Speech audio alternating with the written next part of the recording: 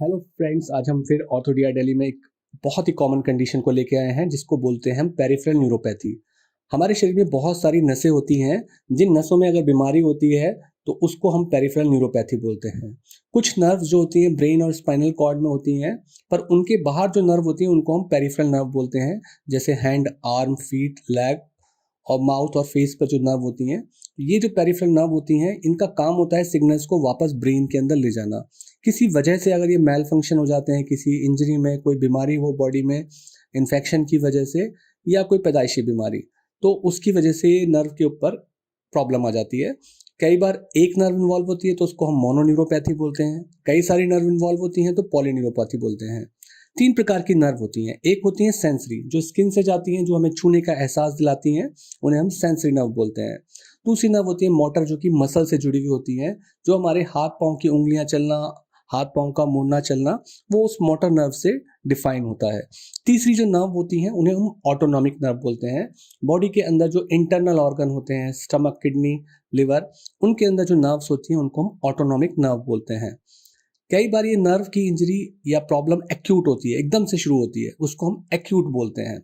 और अगर ये लंबे समय से चल रही है तो इसको हम क्रॉनिक बोलते हैं। सिम्टम क्या होंगे? टिंगलिंग होगा, हाथ में चींटियों जैसे चलने की सनसनाहट आएगी, एब्नॉर्मल सेंसेशन फील होंगी, सेंसेशन कम भी फील हो सकती हैं, हाथ में टाइट ग्लव वाली फीलिंग आ सकती है, या पैर में स्टॉकिंग वाले हिस्से तक जितना हम पहनते हैं वहाँ पर एक टाइट फीलिंग आ सकती है, बर्निंग या स्टैबिंग पेन हो सकता है, नम हो सकता है वो हिस्सा, वीकनेस फील हो सकती है, हैवीनेस की फीलिंग आ सकती है, चीज़ें हाथ पाँव से गिरने लगती हैं, पैर से चप्पलें निकलने लगती हैं। और कई बार लोगों को इतनी एडवांस ग्रेड में होता है कि शूज़ के अंदर अगर सॉक्स पड़े हैं वो पैर डाल देंगे, बट उनको पता नहीं चलेगा कि उसके अंदर कोई कंकड़ पत्थर या कोई एबनॉर्मल चीज़ है। ये एडवांस न्यूरोपैथी में होता है।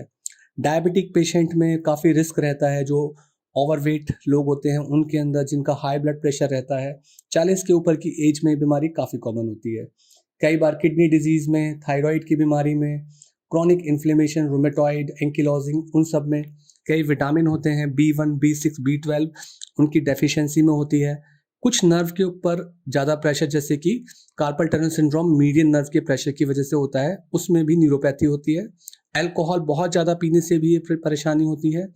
कई सारे टॉक्सिन के लेने से होती है, वायरस के इन्फेक्शन से होती है, जैसे HIV, रूमेटॉइड और लूपस जैसी इन्फ्लेमेटरी कंडीशंस, और कुछ दवाइयों के खाने से भी होती है।